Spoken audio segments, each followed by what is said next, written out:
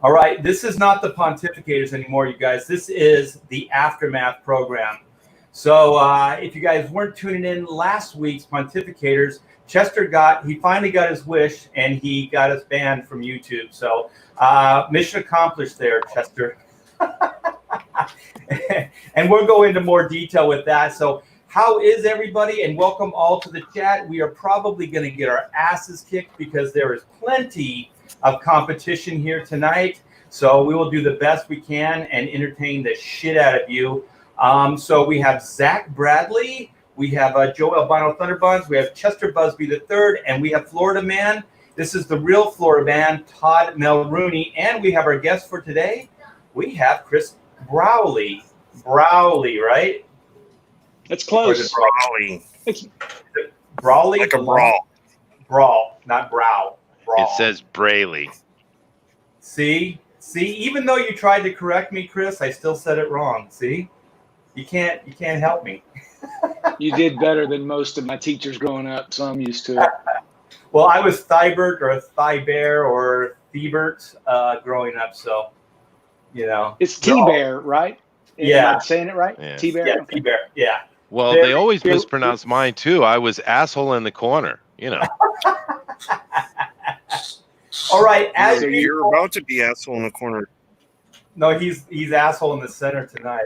So usually we have a little bit of brewskis and alcohol. So this is all that's left from last Friday. You guys, I drank 2/3 of this bottle, partially on this show and partially on Michael Bancroft's program. So I was good and inebriated last Friday. So let's see if we can go round two. So what's everybody drinking? Enchantress Pilsner. All right. So what are you drinking, Zach? I haven't been allowed. I've been in quarantine. We all got it, by the way. So I've been in quarantine for the past week, so I have nothing. I've drank it already, trying to forget everything that's going on. So please don't cough on the show, and if you do, cough right into the mic, right into all your ears. All right, Chris, what are you drinking? I've got a Michelob beer. Oh man, I haven't had Nothing Michelob in a while. Nothing fancy. Yeah, nothing fancy. Yeah, I used to be a fan of the Michelob Light. It was the only light beer that I actually liked. I thought it was delicious. I don't know. I mean, I'm not as much of a drinker as I used to be, but I just don't have any liquor and didn't feel like getting liquored up on the show. I might say something stupid, and then Todd will read me the riot act tomorrow. Well, this is the show to say something stupid, and besides, no one's watching us tonight anyway. And Chester will Is it a probably holiday or something? What's going on? But what it is I think they're counting down Billy Tucci's his Miss Fury on EPSs, and then we have our arch nemesis, which is Gary over at Nerdrotic, who destroys us every Friday, and then whoever else has the balls like us to actually put a show together tonight. Gary has gotten so big. Gary's huge now, man. I'm surprised he still plays with us. Yeah. He barely plays with me. Oh, I have to offer him all kinds of favors. Sexual Please. favors. Oh, man. Oh, no. See, Chester's already starting, man. Chester's already started. So what are you drinking, Chester? Ice vodka, lemon Is it me or twist. did Wait a minute. is it me or has Chester's eyebrows curved? Has his eyebrows curved up even more sinister looking over the glasses? I'm just saying. Little arch nemesis there? Well, he did accomplish his long-stated goal of getting the show kicked off last week, so he might be feeling his oats this week. Well, okay, since Todd never drinks, let's go into that, Joe. So why don't you fill everybody in on what happened last week and what Chester did to get us thrown off of YouTube? Well, It was all his fault. we were simply trying to have a tame, nice, family-friendly show. And at some point, Chester said, "Hey, guys, you know who my cousin is?" No, I did not. And we said, "No, Chester, who's your cousin?" No, I said nothing like that at all. And he said, Lies. Yeah, he said my favorite cousin, Jennifer Connelly, I think. My favorite kissing cousin is Jennifer Connelly. And we said, no way. Did you ever kiss her? Did you ever kiss her? Shut up. And we said, no way. And he said, way. So we said, which Jennifer Connelly? There's And so many. he said, that Jennifer Connelly. I did not, Joe. You're a liar. And we said, that Jennifer Connelly? And he said, that Jennifer Connelly. And then on top of this, Joe, on top of man. that, he actually gave us a photo. Remember, he posted a photo, and then we shared it. And then, you know, just in case there was any problem, that it was that Jennifer Connelly. It was a very, very sexy Jennifer Connelly. What was she riding? One of those little horses, those little kitty horses out in front of the supermarket? I think out in front of the drugstore, you put the quarter in and it rocks back and forth. Yeah. Oh, no, we lost Chris. Yeah, see? You'd see what you did. Yeah, Joe, see what you did. We're going to throw Joe under the bridge or the bus tonight. Hey, you can try and throw me under the bus or the bridge, but the aliens that are taking control of mankind and making them do all kinds of crazy stuff around the world, they're not taking control of me. It's fair. Is that why you have the hat on? Yep, they are not beaming their instructions into this brain, let me tell you. They will not possess Joe Thunderbuns tonight. And if they try to use those beam weapons from space, the curves, these alloy panels right here are curved. Those beams bounce from one to the next and then right back to the source. I like that he says alloy. It's just aluminum. How long have you had that hat? Oh, that's a good question. Since 1970. Maybe 17, 18 years. I have to say, Grandma's very skilled. Yeah. But I don't have to worry about those kind of things, you know, Joe. I have a natural immunity. My children said when I go to hell, the devil will kick me out. Ooh. That's cool. Something your children say. Huh? It's right. All right. Well, let's introduce everybody to our guest, Chris Browley. He is the Bleeding Fool. Are you the only Bleeding Fool, or are there multiple Bleeding Fools? Well, it's a whole ship of fools, Art. We've got, several contributors that write, post their thoughts or report what they think is important news. But I'm kind of the one running the show, and at least I am now. You're not with those asshats over at Bleeding Cool, are you? Who? Exactly. Good man. Yeah. Good man. If you have to tell people you're cool, you probably aren't. That's a good one. That's a zinger. Mm-hmm. I actually had an asshat joke, and I was going to direct it at Joe, but I'm going to retract. That was sideways shade. That was a boomerang shade, is what you call that right there. Well, hey, Chris, just in case there's somebody that lives under a rock and doesn't know what Bleeding Fool is, can you enlighten or pontificate about what Bleeding Fool is? Yeah, I'd be happy to, Art. We do know websites like Ain't It Cool News and Bleeding Cool and Newsarama and CBR, Comic Book Resources, and The Beat and so on. And over the years, they've all sort of gotten to lean a little bit. I don't know if progressive is the right word or regressive. They've just gotten a political slant. And I would frequent one of those sites, the one we're named after. And eventually I got shadow banned for posting something about how diverse X-Men 94 was, but it didn't have to tell everybody it was diverse, right? It was just a good story and good characters. And so I got banned, and I said, man, I'm going to just start my own website. And I'm just going to kind of thumb my nose at these guys. So we've got a really liberal commenting policy at Bleeding Fool. It reports all the cool news about comics, movies, entertainment, geek news type stuff, some rumors. We've got a few guys that write op-eds, and we've got gals that mostly write about CW shows and things like that. We're not as prolific, but we are an online internet journal. and we're named the Fool because it's sort of modeled on the King Lear Shakespearean royal fool who can say whatever it wants to the king, and it's usually the truth, and make kind of a joke about it. So we're a little bit of satire, we're a whole lot of salt, and we're just having fun. It's just a fun little internet journal, and we kind of get under Rich Johnston's craw every now and then, but whatever. I mean, we'll never be as big as them, but we have kind of gotten our own little corner of the World Wide Web, and we sort of present a lot of the same stories, but coming from a different perspective. And really a big focus on indie comics and crowdfunding comics, like what you've been doing with Black and White, and your last one, Chrono Time. Yeah, Chrono Mechanics. And Ethan Van Sciver, and of course what Todd and Mike are doing with Florida Man. I mean, we cover three or four indie comic campaigns every week. I think we try to give a lot of attention to it because I think crowdfunding's kind of turned into the new independent comics model. Yeah, I totally agree, and God bless you for doing what you're doing.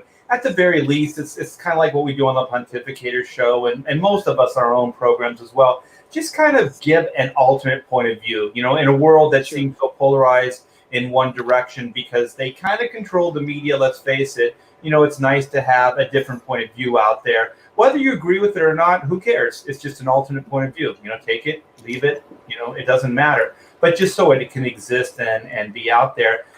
You're also helping out Todd a little bit and Mike Barron on Florida Man. Do you want to talk a little bit about that? I thought I had. Oh man, I'd love to. It's my favorite. It's my favorite indie comic of all time, and I haven't even read or seen it in its finished form yet. Several months ago, Mike Barron, he follows the website and would occasionally send me a message, and sent me Florida Man. They were going to roll out this comic. Todd, when was it originally going to go out? Sometime last fall or early this year, I think. I'm trying to remember the timeline. About nine months ago. Yeah. So Mike sent me a message, and I said, man, I freaking love this concept. Mike, please do this. And then he sent me he went dark for a while. I think he was kind of getting frustrated with the guys he was working with, not Todd, of course, but the people he was trying to pitch it to and the people that were pitching for him. And then it turned out he was just going to do it as a prose novel and use Todd's art for the cover. And he sent me another message, and I said, Mike, you've got to do this as a comic book because it lends itself to a comic. And I don't know if Mike was just being salty or calling my bluff or whatever, but he said, okay, well, you be the editor and you promote it and you do it. And I'm like, well, now I'm really curious, right? He had my attention. And so I looked into it, and honestly, I combed back through all the Indie Comic Showcase interviews that we've done. We've literally covered over 300 crowdfund projects on Bleeding Fool over the course of 3 years. And I looked and I just started reading all this stuff, and there's no formula, obviously. And even if the project is good, it doesn't mean that it's going to succeed. I saw so many that failed, but I really like the project, and I really like Todd's artwork, and it's got that cover right there that Todd did is truly iconic. It's one of my top 20 comic book covers of all time.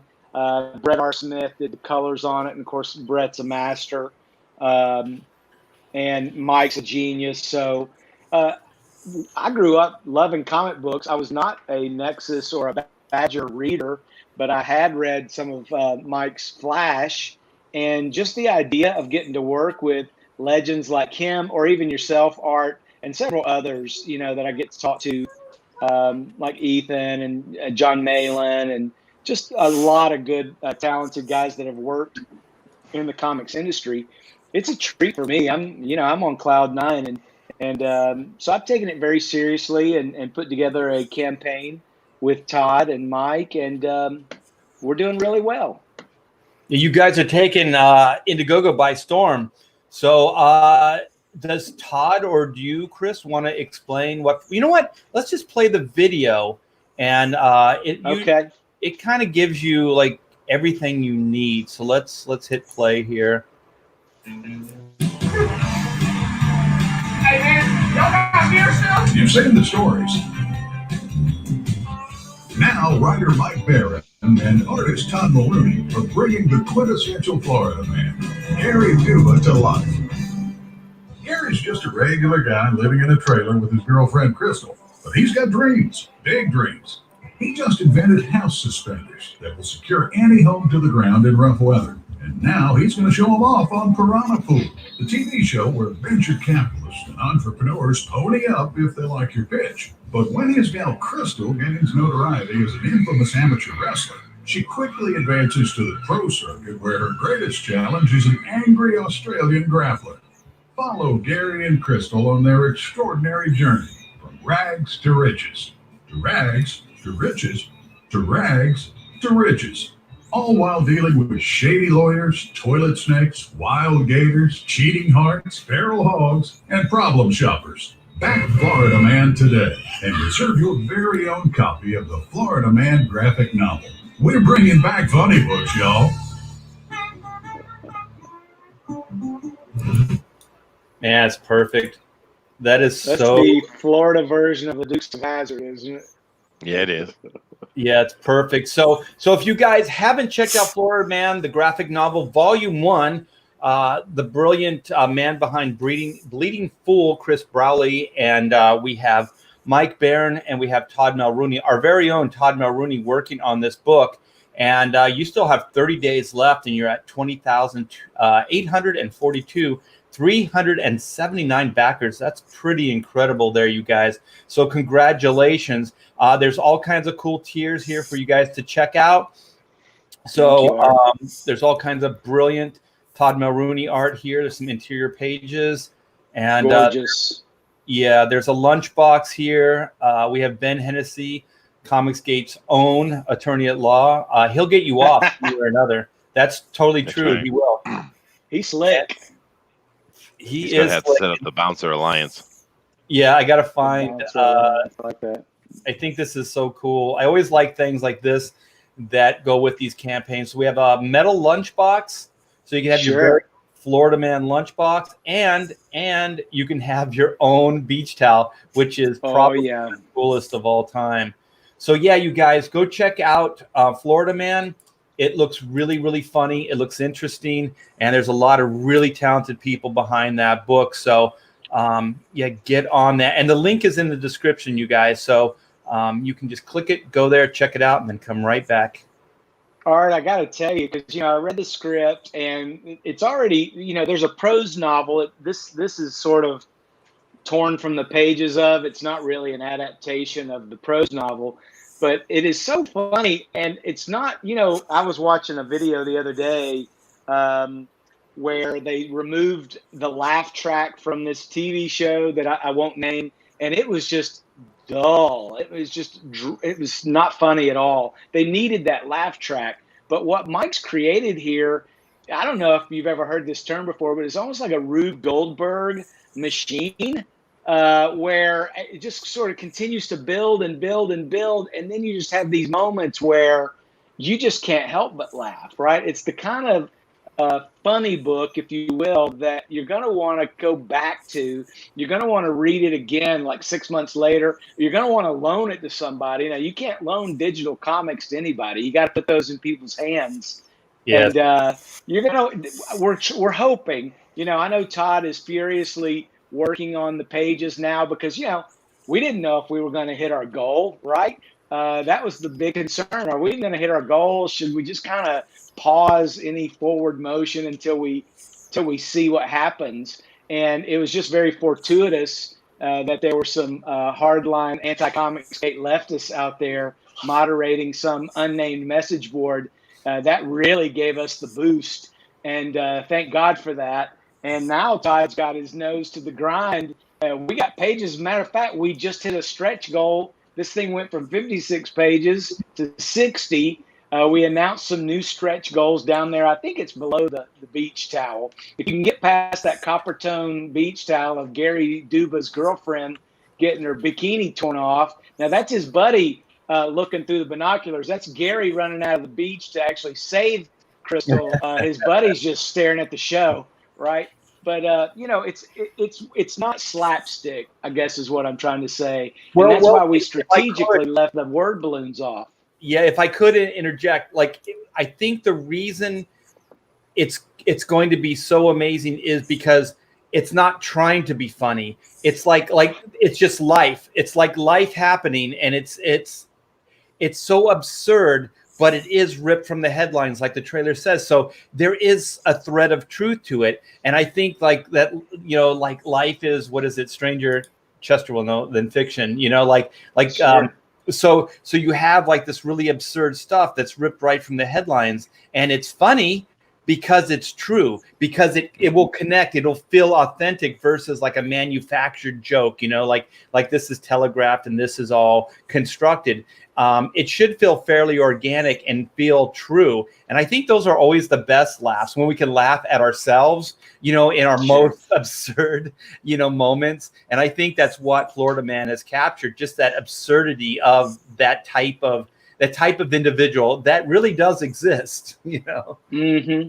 Well, and Mike is so talented. I mean, he's a great writer. This is his wheelhouse. Anytime Todd and I start coming up with some sort of idea of an alteration, man, Mike, he's flexible on one hand, but in other areas there's some non-negotiables, because he's really got this whole thing sort of worked out. But you're absolutely right. It's almost like reality TV and a comic. And Exactly. You think sometimes, what's the saying where, well, if somebody had put this in a movie, it wouldn't be believable at all, a real life situation. But Mike has somehow tapped into that zeitgeist of the Florida Man, and Todd is just bringing it to life. And I'm just so excited. I really cannot wait till everybody gets to see this book. We're hoping for a Christmas stocking stuffer. So if you get in your order now, we're still sticking to a November delivery. That's our goal. We might even try to make a couple of December conventions down in Florida, but you didn't hear that from me. So you guys, these guys are truly bringing funny books back to life. Y'all. Yeah, That's the plan. If there was such a thing as a Jerry Springer Roadshow, I imagine this would be sort of like that. Jerry Springer Roadshow. What was his bodyguard's name? Jerry Springer's bodyguard, the bald Steve. guy. Steve. Last time I saw Steve, he was at a World of Wheels convention, but there were people lined up to get his autograph. I think Gary Duba, the Florida Man, would go to a World of Wheels. You got to find like a look-alike, a Jerry Dube look-alike, and then you can do like personal appearances with him. Ooh, yeah. He's got to be half Cuban, right, Todd? What's Gary's nationality? Because Todd's created. He's got some Cuban. Yeah, he's got some Cuban in him, and that was just to stay away from the whole, because his bio was skinhead. So I didn't want to go directly all white. I wanted to eliminate any kind of nonsense. So that's why he has a little bit of Cuban. I think the only white person is his girlfriend, if I'm not mistaken. She's got to do the tour with you too. You got to get a look-alike for Crystal. Oh, that's easy. Throw a rock, you'll hit one. Does Gary? We can get Jennifer. She's special. We can get Jennifer Connelly. From what I understand. Shut up. Hey, does Gary's gator have a name? I think there are multiple gators. Yeah, there's one that ends one up in the with pawn shop. Yes. There's one that loses its life in the pool, and there's one that. Oh no! You killed an alligator. Say it isn't so. You kill an alligator. Listen, I gotta say this. This is not an all ages comic. Okay, so do not give this to the under 12 crowd. There's not. It's really. I guess PG-13 is probably safe. Honestly, for some people it might be 16 and older. But Steve Wilco. Somebody in the comments got the name precisely.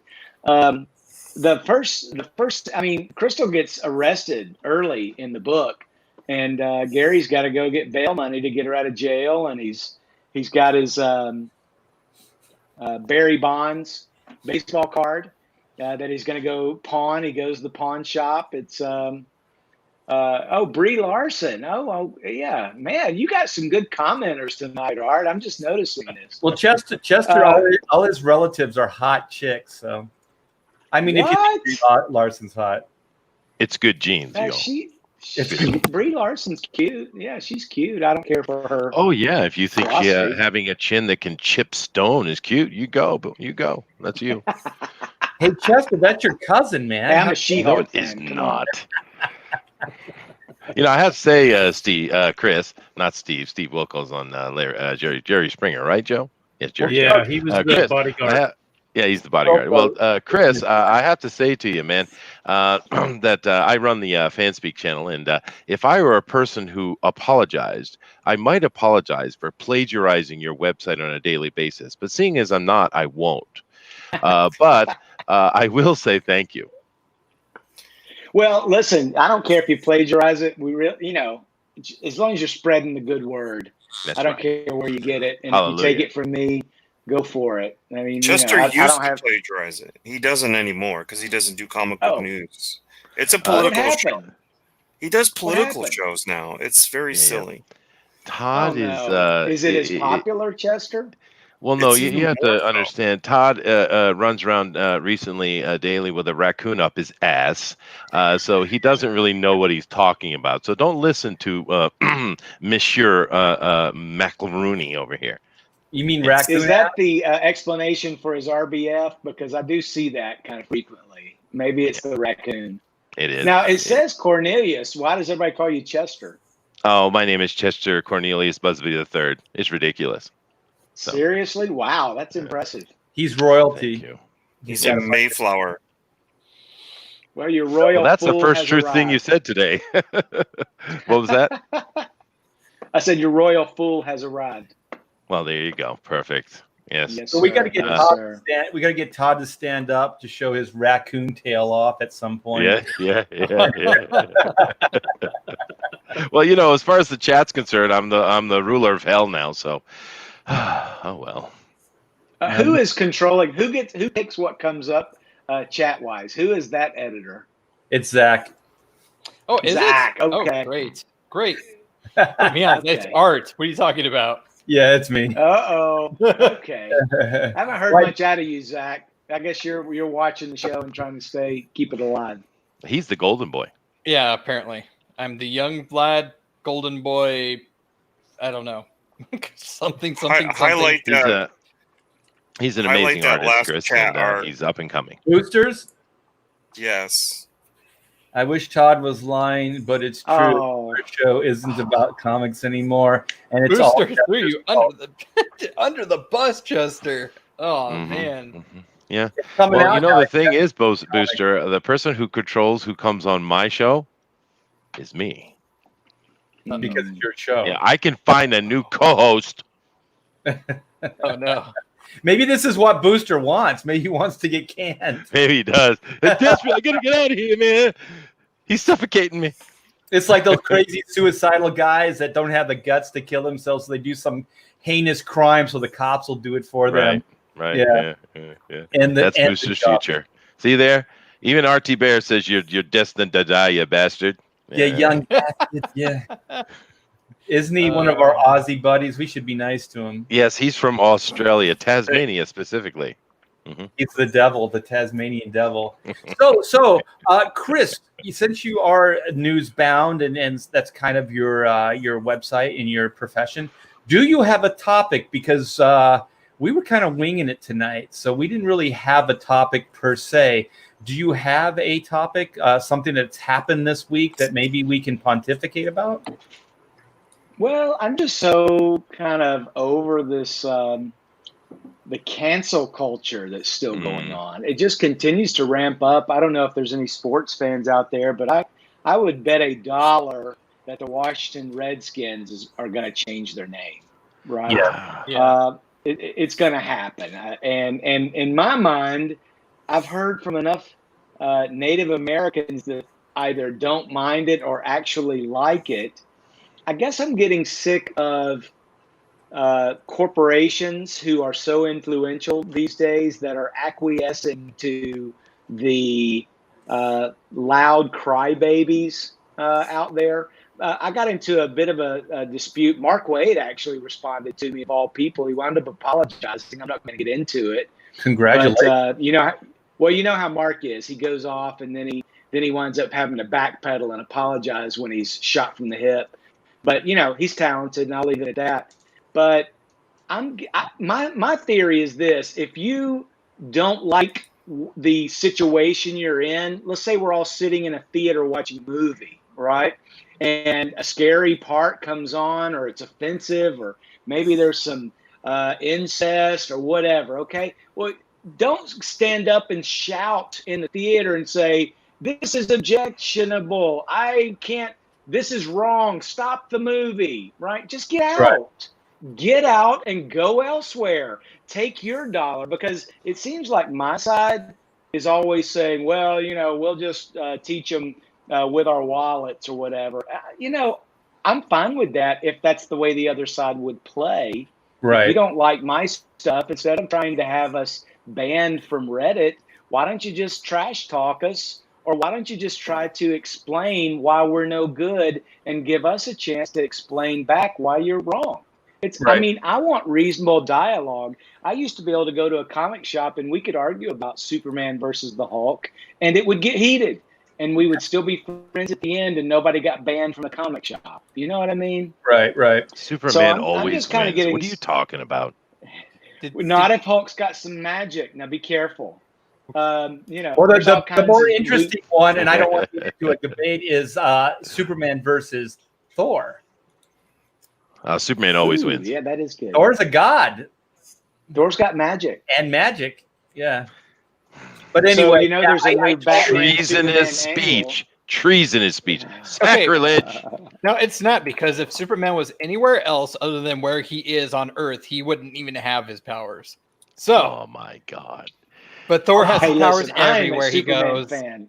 Look what I'm you a started. Superman fan. I don't like what DC has done with Superman, either with John Romita's artwork, which I think is abhorrent, and I know I'm in the minority there, or with Brian Michael Bendis constantly deconstructing and destroying heroes. And from that end, all the way over to Zack Snyder, making Superman grim, Bendis gritty. went further than that, dude. No, Bendis went further than that, dude. He created Cuckman. Good point. Well, I stopped reading after a few issues. So Yeah, the thing is that's where I draw the line too, Chris, and that's why I do like talking, about this stuff. Is that there's a lack of respect on the other side, and so I never looked at myself as like a progressive or a conservative, or I always like a moderate. Like I always just like whatever resonates, whatever connects, whatever seems truthful to me. That's kind of where I go. So so always open to debate, always open to whatever the best idea is. It could come from anywhere. It can come from any walk of life. It can come from any race, religion, political background. Good ideas are good ideas, pure and simple. But now there's a culture that if you don't agree with that idea, hook, line, and sinker. And sometimes if you even vary slightly from their narrative, they'll crucify you, even if you're on their side. They'll bury you, and it's the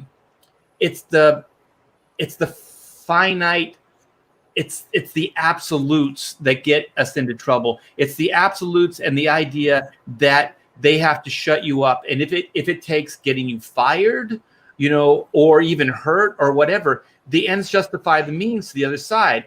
And how could you say you're just? How could you say your cause is fair and all these other things when it has such a finite ending to it? You know what I mean? It's not about either losing a debate or a conversation. It's about destroying that other person. And let's face it, when you get somebody fired, like me, most of my identity is wrapped up in what I do for a living. If you were to take that from me, that's most of who I am. I'm a breadwinner. I make sure my family's taken care of, all these things. You take that from me, that's destroying people. A lot of men, that get their careers destroyed, like that, and get fired. Sometimes they never come back. Sometimes they'll actually, take their lives. Yeah. And these people don't seem to give a shit about that kind of finite, absolutes. And that's the problem I have is like you said, it's not about fair. It's not about, intellectual debate or back and forth conversation. It's about absolute destruction of the other side. Yeah. Complete scorched earth. And I think that, and they take no prisoners. And listen, I'm not talking about right or left, because I've got friends who vote both ways. And you know what? I'm going to say this right now. It's okay to support the president, right? Just like it's okay to be any color you are. It's okay to be straight. It's okay to be gay. It's okay to be Christian. It's okay to be atheist. I've got friends who are atheists. I'm a Christian. I've got friends who are atheists, and we get along fine. But what's happening with this cancel culture is you've got people who are like fundamentalist Westboro Baptist churchgoers that if you don't give a full-throated support to transgenders being allowed to compete with women in high school sports, or you don't give full-throated support to the Green New Deal and that we are 3 years away from the planet exploding from climate change, you're a heretic or a witch that must be burnt. And man, it's disgusting. It is disgusting. It's almost like, on the one hand, the argument is, what are you, a science denier? But then it's so hypocritical, because it's almost like this ongoing game where people can say one thing, and then you can just point out where they said just the opposite, and they'll just ignore you. That it goes right over their head, because they're like, what are those NPC, non-player characters that are just programmed to continue. What a great meme. And continue. Yeah, it is a great meme, and those great memes seem to only come from one side. I'll also say this: Itchy Baka, who contributes a whole lot to Bleeding Fool, he really handles the Star Wars, Lucasfilm, Disney beat. I mean, his own blog is called Disney Star Wars is Dumb. Well, he just uncovered a story that Disney has hundreds of thousands of Twitter bots, and all they do is express, I mean, they're like company men, for lack of the proper term, that are constantly trying to shift the narrative towards something that's favorable. And a story that we covered last year about the not the Last Jedi, the one I haven't seen yet, the last one. Oh, Rise of Skywalker. That score has sat, I haven't looked in a month or so, but if somebody goes to Rotten Tomatoes and looks at the Rise of Skywalker, I predict it's at 86%, no matter how many user votes have been there, because we watched as it changed thousands and thousands and thousands, and the 86% never, ever changed. It never went up. It never went down.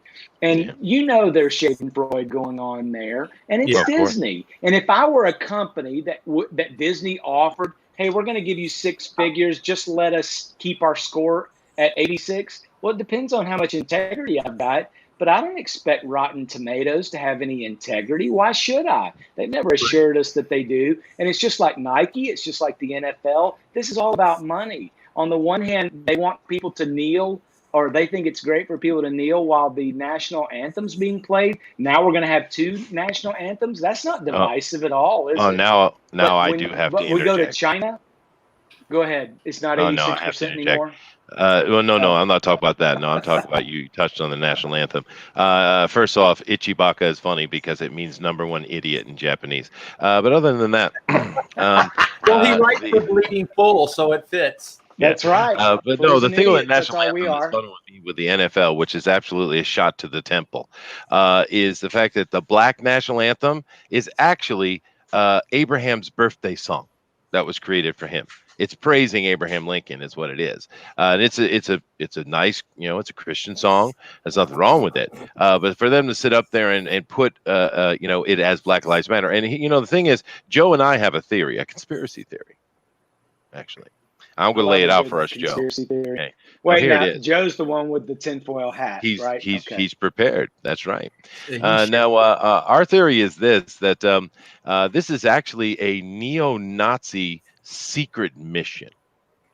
They're doing everything they can to remove every single minority face from everything. Aunt Jemima, Uncle Ben, Redskins, right? Black Lives Matter is out there saying, we are weak, pathetic little people. We need the white people to protect us.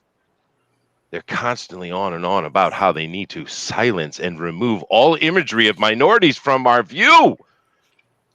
It's a conspiracy, folks. It's That'll white preach. supremacy. I mean, I don't know if I'm a believer, but I think that might preach. Well, the thing that I always thought was weird about like the sports teams, like the Braves or the Chiefs or these names, it's always like Redskins is the only one that I think is could possibly be offensive on some level. But the other ones, like if my race were referred to as kick-ass individuals, like warriors, I would think that was cool. You know, like if people are going, French Canadians are braves, or Chiefs or whatever, I would think like that's cool, but apparently not. Like apparently if you just use the names or the references, then that's considered racist. But I think there has to be taken into consideration the connotation too. Like what you're saying is you're actually praising those tribes, those individuals. You're saying that they kick ass. They're awesome warriors. That's why we named our team after them. Mm-hmm. We didn't name our team after them because they were wimpy, a-holes. We did it because they're kick ass individuals. So the connotation or whatever the connection is that they're badass individuals. It's praising them. It's not diminishing their contribution or who they are or what they're about.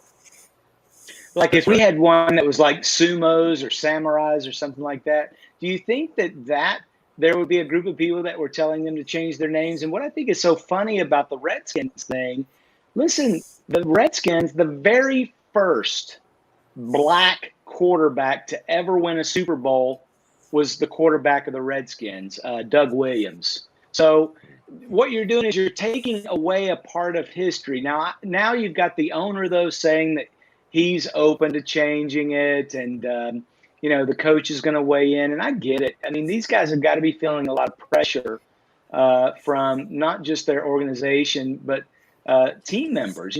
Some of the wealthiest. I mean, how much money these players are getting paid. It's more money than I'll ever see in my lifetime that they get in one season.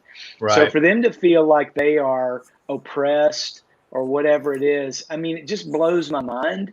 But I didn't come on here to talk about racial politics or anything like that.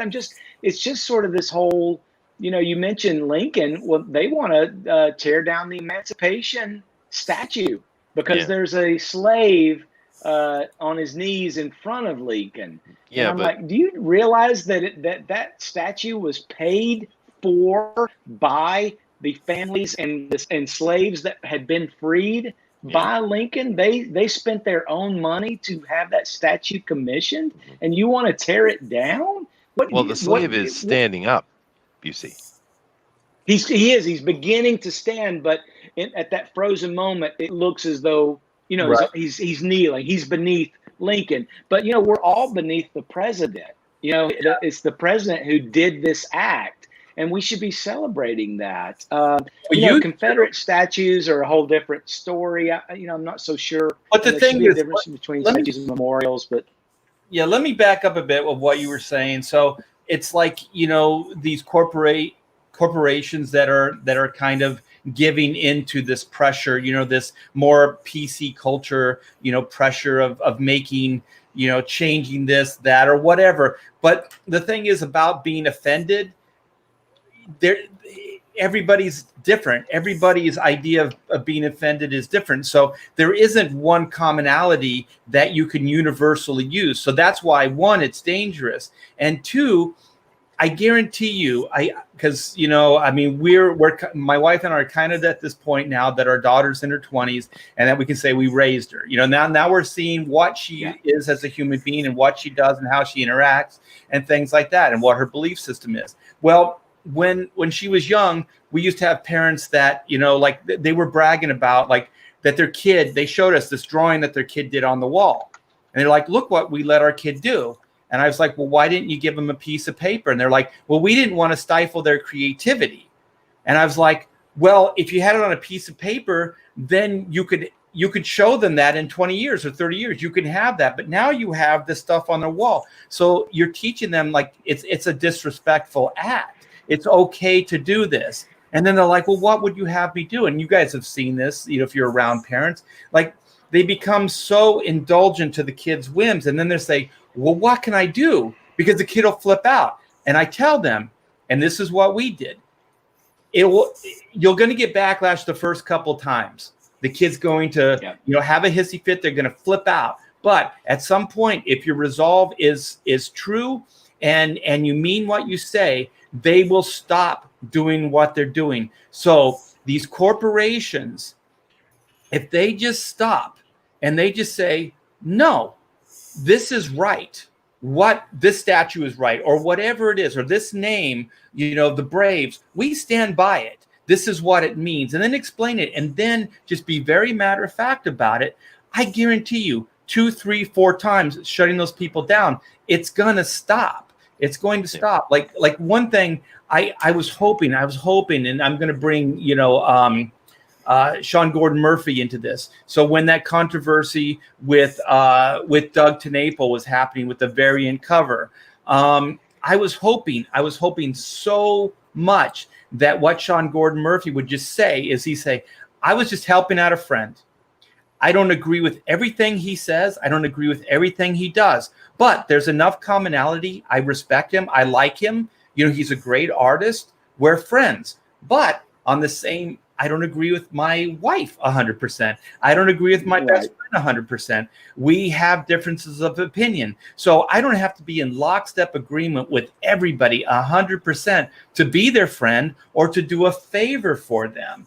And I swore, like, it was so high profile that if he would have just been very matter of fact like that, and then just let it fly, because those people will come at you, but just keep that as your truth. Your truth is, hey, I was just helping out a friend, man. It was just a cover. Like, what? Doug has his point of view. I have my point of view. I can agree with you guys that I don't agree with what Doug said or did. I can be in lockstep agreement with that, but I can still do a cover for him. You know what I mean? It doesn't change the fact. I don't know why people give in.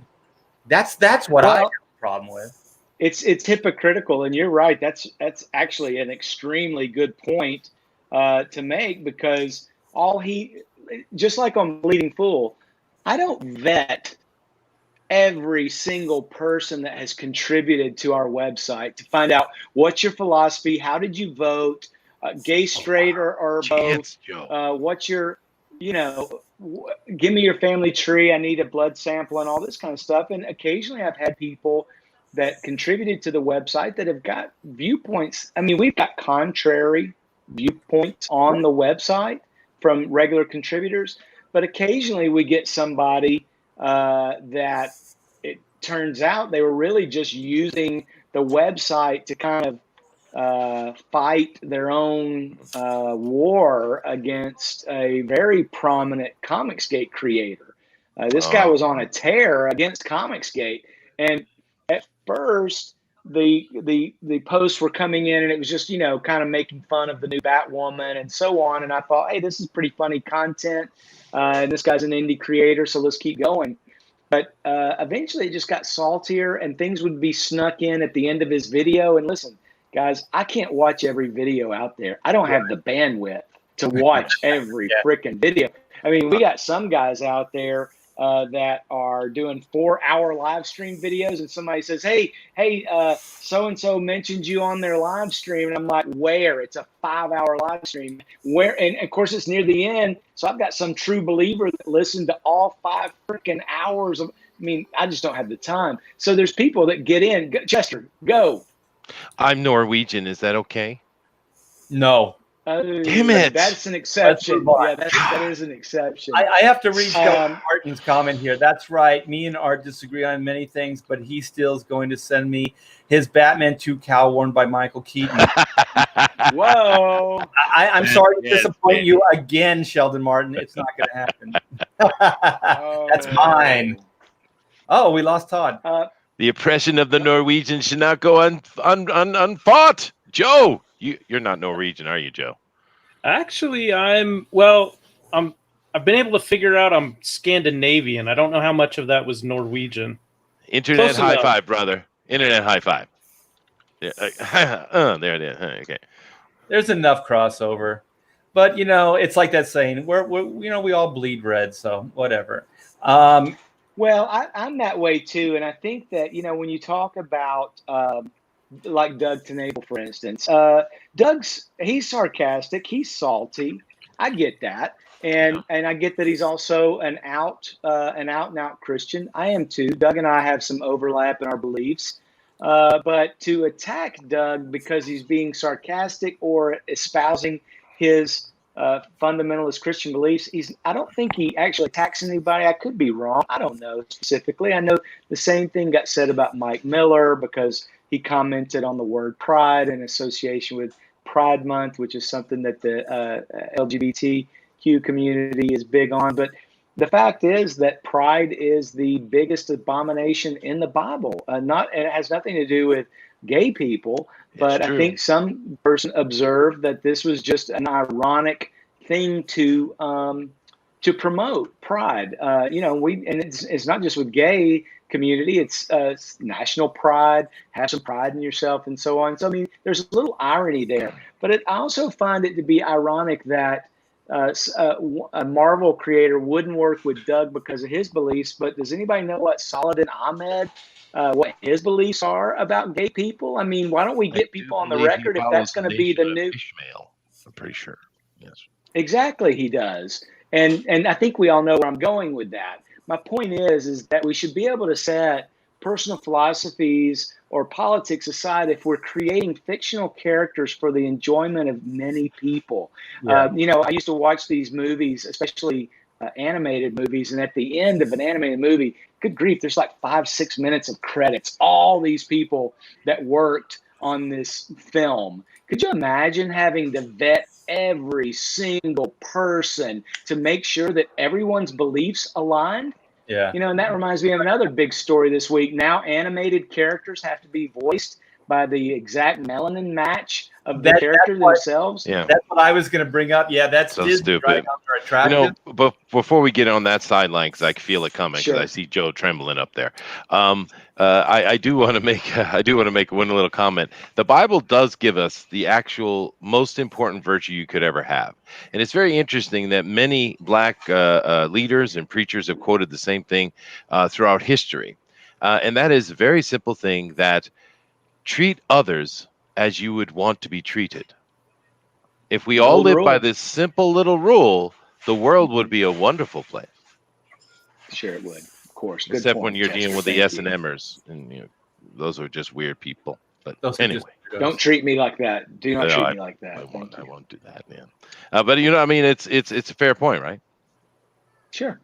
Yeah, sure it is.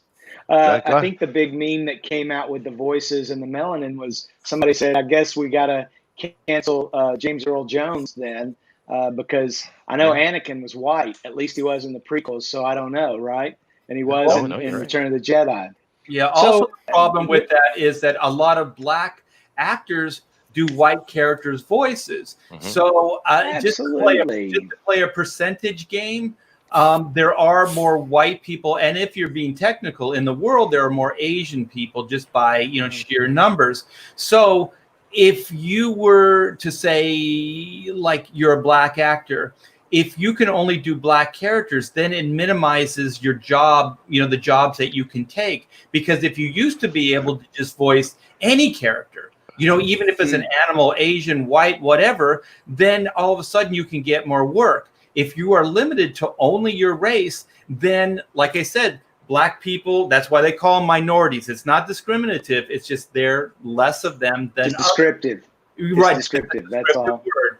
And so if that is the case, then now they have less job opportunities. So you've just diminished their earnings. You've just actually made things worse for those individuals.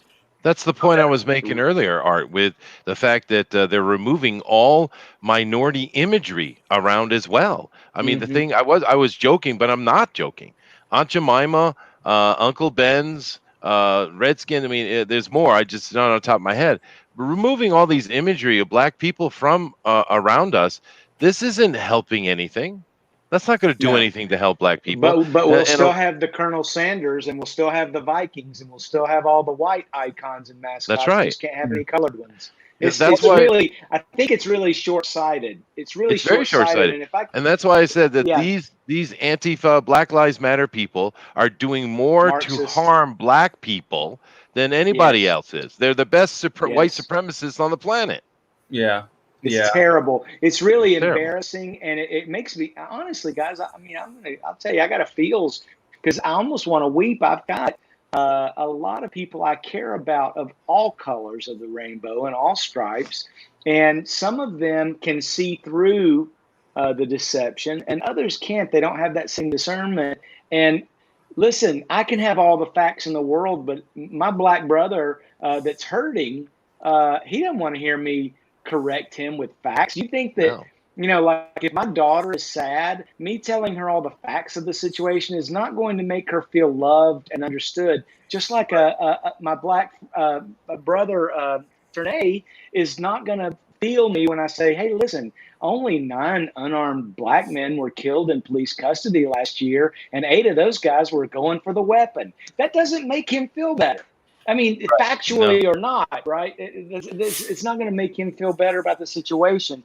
So in those cases, we just got to show people love and patience. But at the same time, it's the enablers, right? It's the enablers that have to be corrected because they're the ones that's doing. They're in the wrong. And I want to go back to that voice thing real quick. You just mentioned about Asians.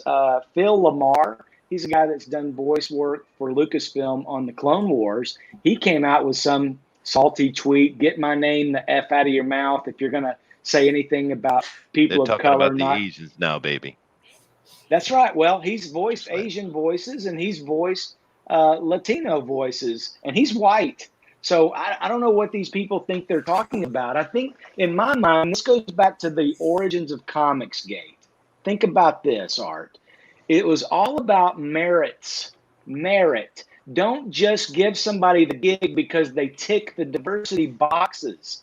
Something that rhymes with rags, Lesagio comes to mind. So you give people Mags, this our work buddy. And they like Mags. Listen, I don't care. I'm not talking about Mags. I said Lags. So you give people these jobs, right? And then they trash their legacy characters. Is anybody here a fan of She-Hulk? Well, then don't read modern Marvel She-Hulk, because if you're a fan of her, you'll hate what they're doing. And they're doing that repeatedly, and they're just giving it to these YA authors. Ta-Nehisi Coates comes to mind. Listen, I love Captain America. I don't know if you guys can see this big, beautiful Kirby on the wall. I love Captain America. I have loved Captain America since I was first reading comic books. But Ta-Nehisi Coates' Captain America is not Captain America. Mark Waid's kind of maybe was, but Mark, he can't help it. He's a good writer. His subject matter sometimes is questionable, but these days they don't care about legacy. They don't care about history. They're chasing some other thing and that doesn't exist. Maybe it's all those Twitter bots that they're going after, but the outrage culture, literally, guys, it feels like it's destroying everything about pop culture that I love. My favorite thing about all this is, like, we're all sci-fi fans, right? Like, we all love science fiction. Most comics are based on some kind of science fiction ideas. And so then not Florida Man.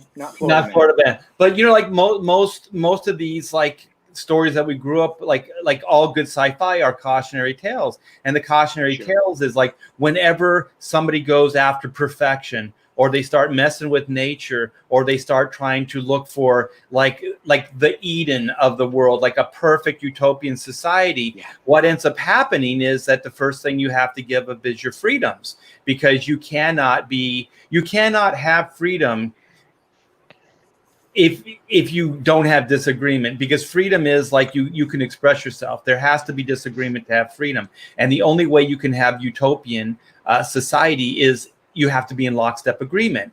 And so that's exactly what they're creating, these scenarios that these tales used to warn us about, right? These were things that you didn't do. These are things that you didn't want to do because you didn't want to end up like Logan's Run. You know what I mean? You didn't want to end up like these stories, you know, but they just threw all that stuff out of the window. And these are people that were fans of those stories that don't even see the parallels. They don't even see the cautionary tales that were there. That the only way you can have, John Lennon's Imagine is if you had complete and utter agreement. You know, that's the only way you're going to have a utopian type society, because as soon as you have somebody that voices an opinion that is different from the majority, you have anarchy in that. That's a communist chant, Art. It's not the best example. It's totally and I do. communist. I have to disagree 100%. I really do. I know I have to say my word, Art, and this is it. Saying that Florida Man is not science fiction, I think, is off, because those house suspenders are high tech shit, Bubba. They're not fiction, though. Listen, right. They're the real deal. Todd did a lot of research. And can you not get enough of Todd's realistic take? I mean, he doesn't do, Looney Tunes exaggeration type stuff, even as wrestlers. It's so good. I hope that's what he's doing right now, because I'm hogging up the mic here. Hope he's just that's why it works. That's why it works, Chris. It works because it is based in reality. It's got that kind of.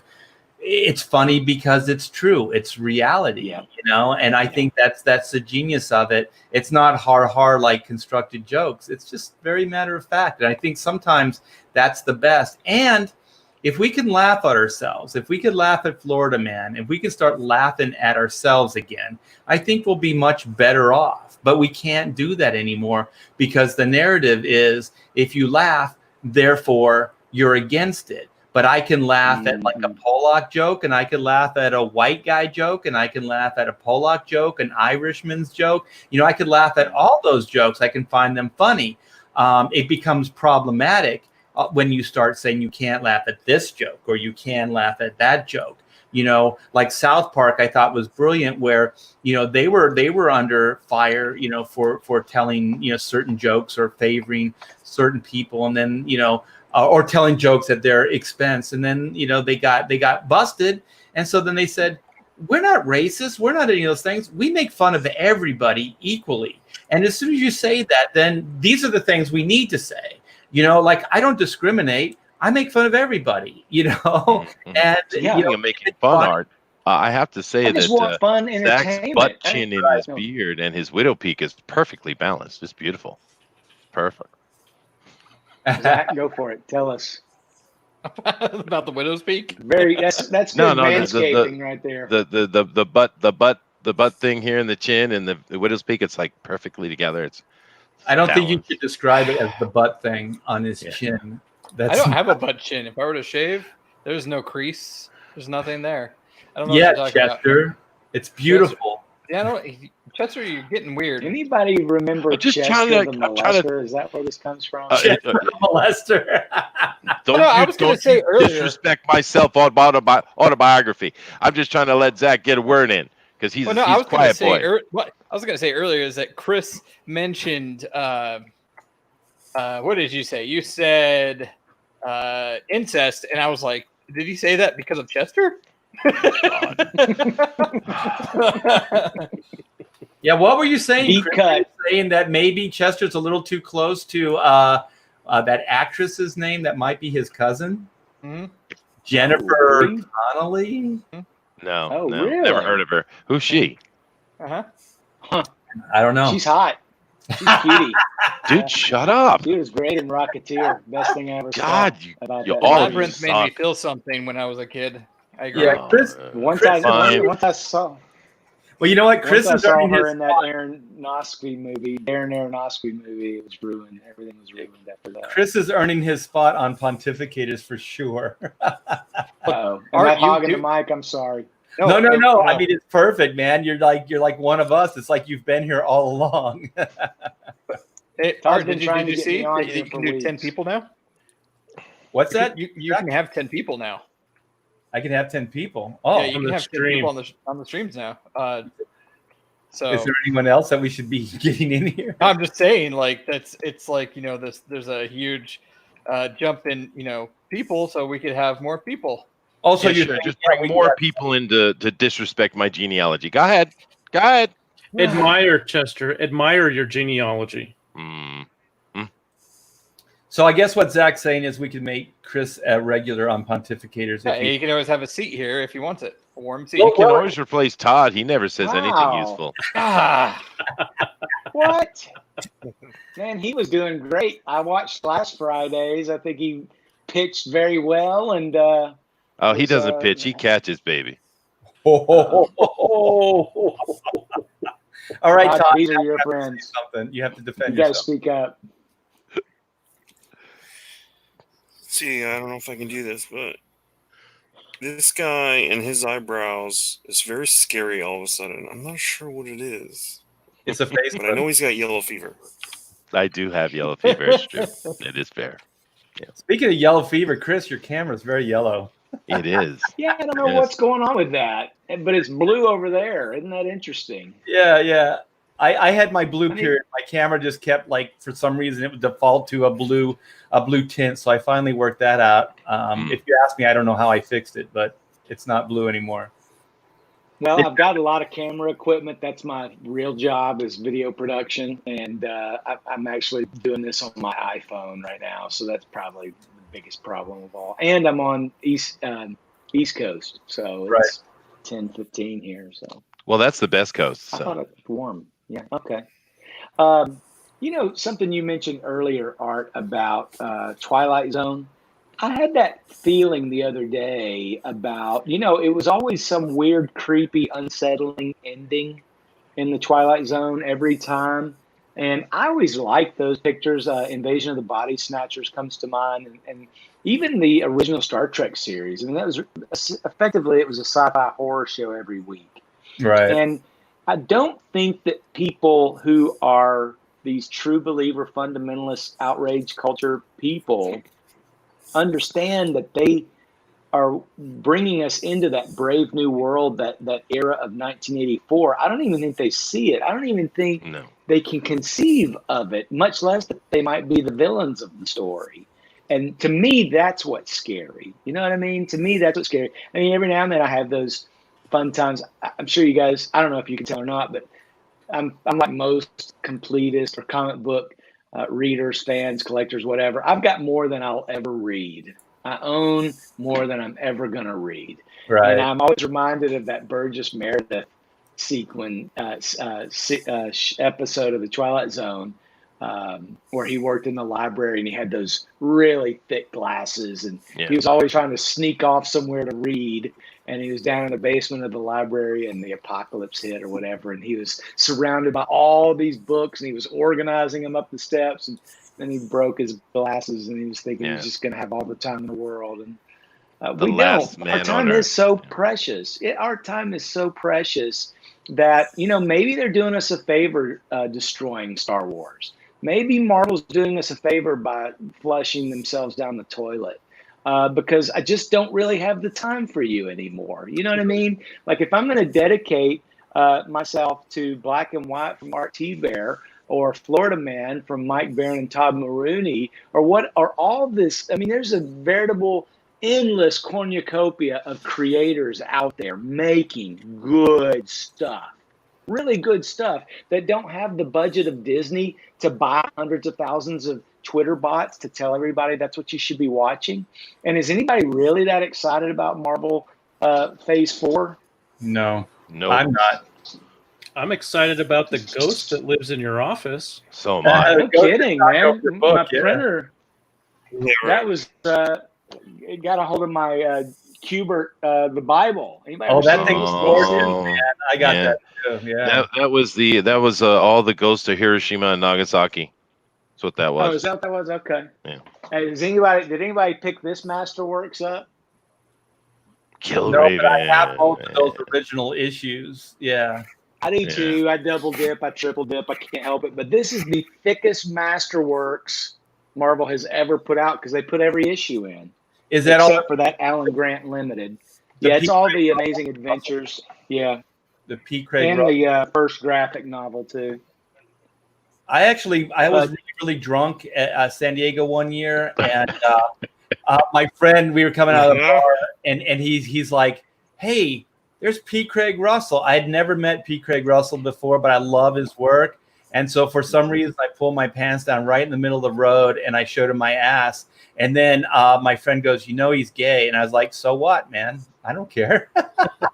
Maybe he'll remember you. At this point, yeah, I was like, "So what?" You know. And so I after see. that, Mr. Russell and myself were fast and furious friends.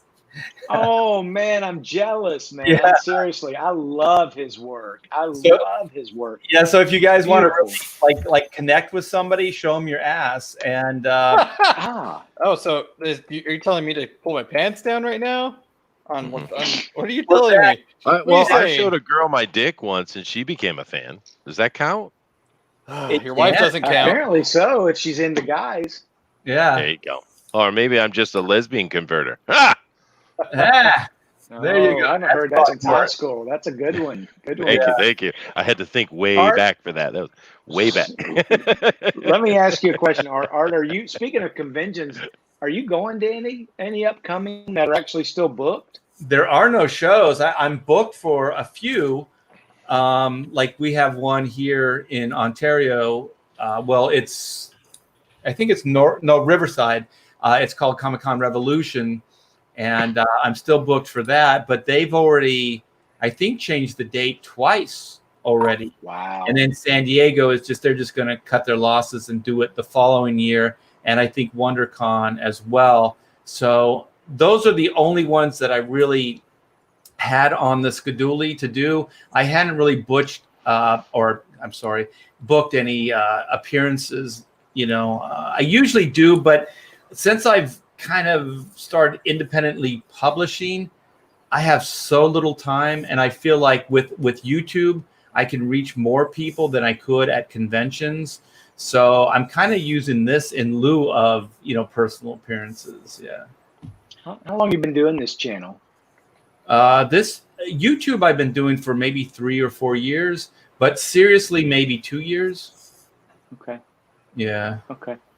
It's slow So you've got, going. about 3 or 4,000 subscribers, somewhere in there.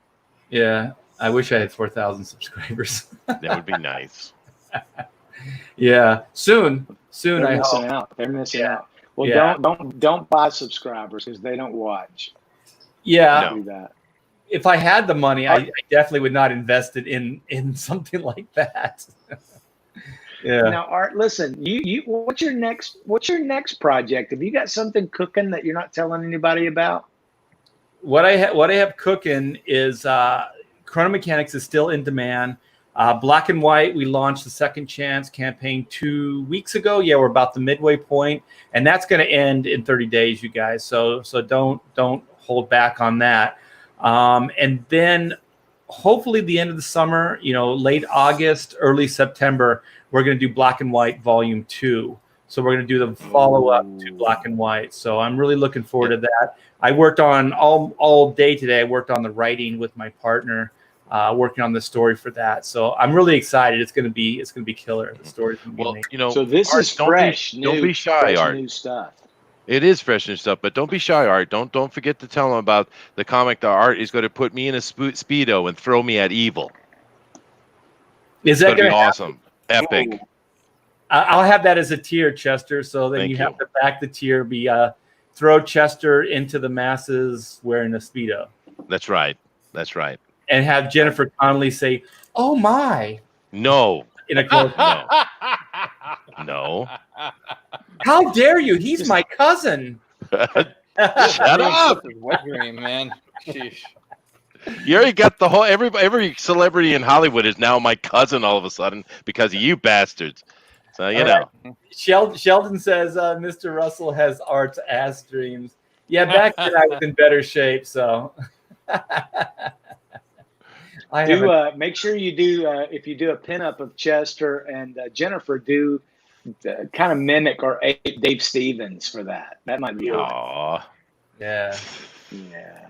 Yeah, that has like one, Dave Stevens is gorgeous women, and also Jennifer Connelly played a Dave Stevens character in that Rocketeer movie. So, yeah, some connections there. So now, Art, are you saying that you've got new black and white material coming? Is that? Am I hearing you right? That's what you're working on. Exactly what I'm saying, Chris. That's exciting. That's exciting. And you could do an ash can. What you do an ash can with Connolly and Chester included, maybe as a tier, not a tier. Yeah, maybe as a stretch goal. It'll be called the Chester Jennifer Adventures. Oh God. Booster's doing a commission for me for his White Lily Lesbians in Planes, where I'm going to be leaping in the air in my bear form with a giant battle axe, diving into a pile of BLM and Antifa. It's going to be epic. It sounds epic. Yeah. What's neat about Chester is that everything that you talk about seems to involve those sort of sexualized proclivities. Maybe. It feels like it. It's Joe's fault. Look at the hat. Joe is beaming his thoughts. He's beaming his thoughts into your mind. It is. I need to get I'm being controlled by the Joe. Yeah. Just know, Chester, that Chris has a degree in psychology, and he's using. Oh, that's good. we could have battling degrees at dawn. So wait a minute. Did you research me? Is that on my Wikipedia page that doesn't exist? No, I just made that up because you're basically, nailing Chester's psychology right now. Wow. Giant. Perfect. I'm flayed out on the table, bare and open to the world. Analyze me. It's beautiful. It's beautiful. You know what? Chris is going to whip out. Picture. Chris is going to get the hand puppets and say, well, if you're not comfortable talking to me, talk to little Caesar here. Yes. Where did it touch you? Speaking of Chris, with the Florida Man campaign, have there been any discussions with Mike about doing a series, or is it more or less if the first one's successful, then maybe you guys would think about doing another one shot, or is it too early to even really have those discussions? Well, we're having the discussions, and Todd, you correct me or chime in here anytime. We're having those discussions because originally this was written as a 5-issue run with Mike always saying that there's more. I mean, it pretty much writes itself. It's almost become its own thing. And as a matter of fact, Mike has been doing prose novels. Todd's working on the cover for the sequel to the first prose novel. So, I mean, there's ample material, and all you got to do, I think every day there's more Florida Man stories. So Mike is just clever enough to do it. And we've had, there's an indie publisher that's shown an interest in picking it up. I don't know if the interest is going to be in a one-shot graphic novel or if they want to do the episodic floppies. Did I hear Ethan? What did I just hear? Oh, no, I'm sorry. Keep going. But we're just excited that there's attention being done, and I would love it if we could convert this into some ongoing work for Todd and Mike. Mike's a legend. He's coming on 70 years old. It would be so awesome to get Mike with his own property again, getting really hot. I'd love to see that, and if I could be a small part of it, I'd just be grateful. I mean, I'm getting a really cool store. I love this. Oh my gosh. Yeah. He's so yeah, good. Yeah, Joe, that's definitely the plan to continue this. As far as what format, we'll just have to wait and see at the end of the campaign, because obviously the number that's most important is that backer number. Right. So if it ends up 1,000, which would be awesome, right? 1,000, then you got a kind of a business. You have something. So you please all they wait anticipating this book to come, right? So when they get it, you made them happy. They got some extras. They open that box. It's like freaking Christmas.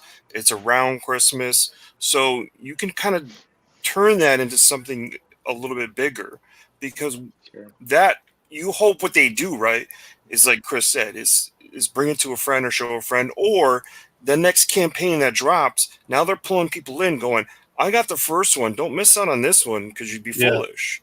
And it becomes a word of mouth thing.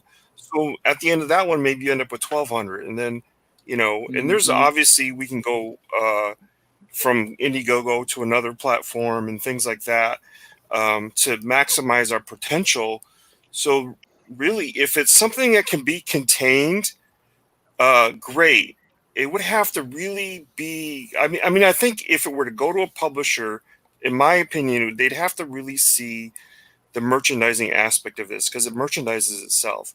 We have a stunning, beautiful logo that is now ours. We're protecting that logo. People, I just did a show before coming on here, and they were all people from Florida who were on that show. That's Misfit Corner Comics, and they said, you guys need to get this towel into all these little tourist shops. And I know what they're talking about, because we have some up here in the Hampton Beach area. It's usually like every so often there's like a hit shirt. Remember those shirts that were like green and really like that hot pink and all that, and they would say this one saying, whatever.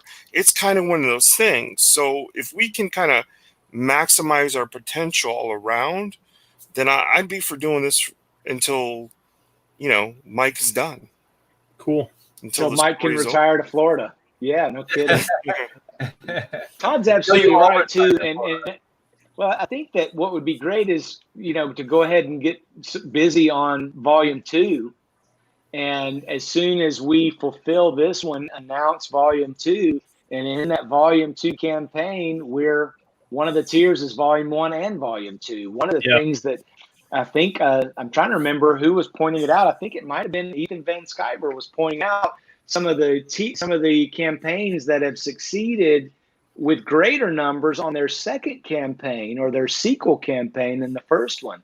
And I think part of that is there are people that missed out on that first run. And Art, I know you're going to do it. You're going to have a tier where you offer, again, a third chance at Black and White, this remastered version, plus the new material. I mean, you would be a fool not to. Right. And people continue to come in. So it's very organic. We had some real fire on the campaign with the Reddit dust up. But ever since then, I mean, we're still getting a steady trickle. And we've got some press coming out next week that should give us a little push. But Todd is like a madman. He's getting on all these shows, and Mike's doing all these different podcasts, and I'm trying to drum up some press and handle the updates and send out messages to our backers. So, we're sinking a lot of blood, sweat, and tears. Todd's really doing the mother load because he actually has to draw everything. I think Mike could just come up with the idea, type it out, and he's done in a few days. But Todd's being very meticulous. So I got a question to ask you. How do I piss off Rich Johnston, so I can get an article so I can sell some more books? Oh, that is a good trick. I want to poke that there. Yeah. Tell him you're voting for Trump. Oh yeah, perfect. Yeah. You do a Trump variant cover and make sure that he finds out about it.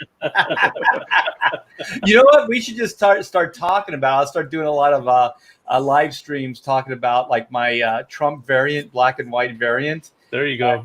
And then just see if he picks it up. Yeah. So instead of poking the bear, I'm going to bait the bear. I'm going to bait the bear. That's right. Bait the bear. Now he watches this live stream. Because he's got to keep up with everything, especially what Bleeding Fool's talking about. You could do a variant cover, start doing some Trump stuff, and it works for some people. I mean, how many millions of people voted for Trump? Yeah, 50 million. Okay, that's not a bad pool. More than half, voted for him. That's how you win. Did Rich Johnson put Eric Larson on the cover when, or put his Savage Dragon on the cover when Trump was the monster chasing the immigrants across the land of Savage Dragon? Of course he did. Of course he did. Yeah, sure. Maybe if I did something anti-Obama, I would get more attention. Ooh, careful. Careful. Yeah. I'm not going to do it. So anybody listening, I'm not going to do it. We're just joking. We're brainstorming right now. So everything's on the table. Some things might happen, some things might not. We don't know yet. Chris and I are just brainstorming. Did news headline? Did Barack Obama also know Monica Lewinsky? Oh. He knew Jennifer Connelly, I'll bet. Hey. You watch it. You watch it. That's my cousin. Get my zinger fine. In there. Yeah, we're fine talking about it as long as we don't start showing images of Jennifer Connelly. Then we're gonna get booted again from YouTube. And whose fault was that? Whose fault was that? Bob, and Bob's not here. Bob's not here this time. Oh, he got annexed. Yeah, I think Bob learned his lesson not to be showing Jennifer Connelly photos. Poor Bob. Art, how do you feel? How do you feel about having other people contribute to your comics? You mean like not contributors like backers, but I mean other creators, like variant covers, things like that? Yeah, pinups and whatnot.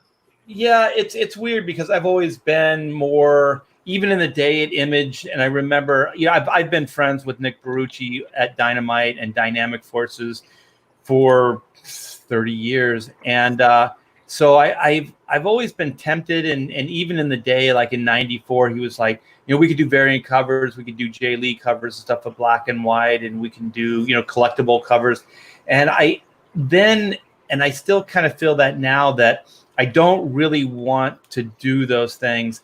And I know I do have a Greg Capullo cover, that's a variant right now. But the only reason I'm doing it and the reason it feels natural and organic is because he did the artwork in 1994. So it's always been part of the run. It's, and so it just felt like I could do it as a pinup like it originally was in '94 in black and white issue 3. But in today's market, no one does these pinups anymore. Image in '94, like those pinups were a big deal because you'd always get like a celebrity to come in and do a double page, spread. And so those days are gone. So it felt more natural to do it as a cover this time out. So we did. And to be honest, when we first launched Black and White last year, for the Volume 1 campaign, it was a lukewarm seller. So we didn't really print that many of the variants, the Greg Capullo variants, because we just didn't have that many orders.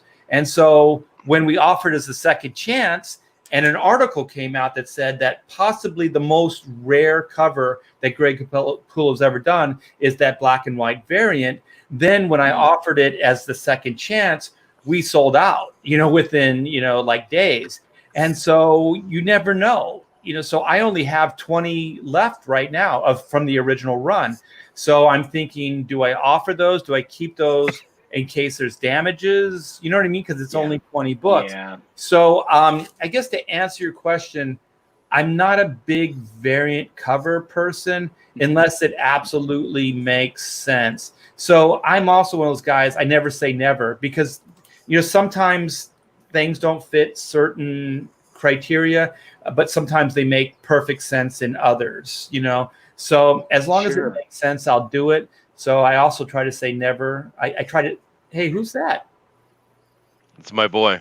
Hey, boy. Wow. He looks like a giant. Is he tall? No. He's taller than most Japanese, but I'm setting down. So. How tall are you, Chester? 6'3". You're tall, dude. What are you talking about? I'm 6'3". Sitting, You're 6'3" sitting. So then you're a giant. No. What are you drinking, Art? Come on. Well, no, these are the jugs. These are jugs, Chris. That's what you get.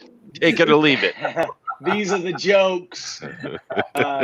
Art, we were working on having a really cool variant cover. I just don't think we're going to be able to pull it together. Todd's cover, in my mind, it would be hard to beat.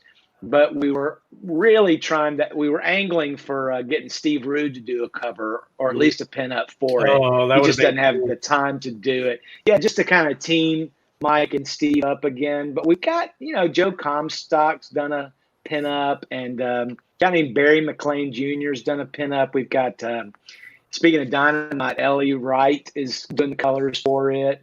So, I mean, we're throwing in a little bit of that stuff, and Mike's going to do a little one-page essay, I guess, and Todd will too. We might put a little back matter in, but really it's just the art that you came for and the cover that Todd has done. I think everything's going to stand on its own. But I don't know. I'm one of those guys that likes those little extras. Maybe it's just me. Yeah, but I mean, to each his own. What I said was just more like personally how I would run my campaigns. But having said that, I do like variant covers. You know what I mean? Like I can contradict myself. Like personally, like if I was running a campaign or it was my book, not a lot of variants. Like I said, unless it makes sense. But having said that, I have bought many variant covers because I just dug the artwork, you know. So I am a fan of the variants. Yeah. I love your art style, Art. I mean, you're so good, and it's very distinctive, which I like too. It's not necessarily an Art Adams style, but Art has a similar level of uniqueness, and it's really mainstream enough that it's super palatable to me. Like for instance, like Sienkiewicz, he's very unique, but it's not always palatable to my taste. But man, you are always spot on. You're one of those artists. And thank you. I admire that. So it's a privilege to be here. Yeah, cartoon. Thank you. John Buscema is another one. Yeah. Yeah, cartoon meets realism. You get the realistic rendering in there with a little bit of cartoon flair, and I think it's a perfect combination, especially for this art form. Because if you're too reality based, it's hard to exaggerate. That's why I think Bill Sienkiewicz does work when it is done very well, and he's not phoning it in. Because sometimes it is a little too abstract or sketchy, but he'll abstract things and make it interesting or more dynamic, even though it is very realistic based. Do you remember when he was doing some of the house ads for Marvel when he first came over there, and he did this really cool Iron Fist and Power Man full page things? They were kind of talking to each other. Gosh, he was he was better than John Byrne when he was trying to do house style. Honestly, those are big words. He was so good. I mean, I like John Byrne. Don't get me wrong. I'm a big John Byrne fan. But your style reminds me a little bit of Joe Mad art, and I really like his style a lot too. I inked Joe Mad's first professional work at Marvel. Wow, that's cool. Is that right? Yeah. Wow. Art, I wanted to give you an update. I've been keeping count here. Today on this particular stream, Joe has blinked 5 times, just so you know. How many did he last week? Because you're logging this in every week, right? 3.5. I wasn't sure about one of them. Yeah. Okay, so he was kind of uncommitted in a full blink. Yeah, a little bit. When Jennifer and Phoebe were on the screen, there were no blinks. No, there most certainly wasn't. They was like that. Yeah, none of us blinked. But thank you so much for me for the nice words. Except you. Well, you actually kept doing this. Well, come on. Like, did you hear my joke? Like, because no one's gonna know this show, but I made the joke like you were out in space and your umbilical cord had been cut. And you're just kind of adrift out in space. It was creepy, man. Well, we were creeping you out big time. Well, should we should wrap this up, Chris? It's been a blast hanging with you, man. I definitely think you fit right in. Anytime you want to come in, that's awesome. I do appreciate it. Thank you. And I do want to say something before we say our goodbyes, because Billy Tucci is closing down. So in lieu of being on Ethan's stream right now and supporting my buddy Billy Tucci, if you guys don't mind, I'm going to share his new campaign with everybody. And love Billy. Yeah. So this is Billy Tucci. Back that's the old Golden Age character. Oh, that's the original Catwoman, pretty much. Yeah. Yeah, I did a deep dive into this Miss Fury character, and Tempe Mills it was. her art for against her sort of peers was absolutely amazing. She Yeah. was really, really good. She had a very kind of early Dave Stevens simplicity, because I know Dave credits Matt Baker and different people for his style, but she had to have been on his radar because her style, especially because there's some covers out there, it was absolutely amazing. So this is a very cool thing that they're doing. Tempe Mills was the first female artist to work in comics, and if I'm not mistaken, she also ended up in editorial.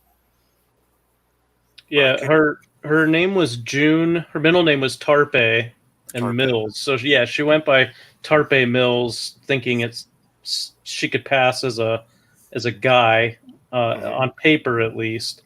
And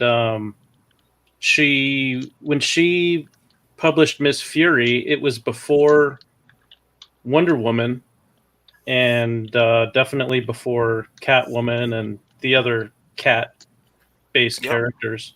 Mm-hmm. So did she create this character as well? Yeah. Yes. Miss Fury was created by June Torpe Mills. So sexism was created by a woman.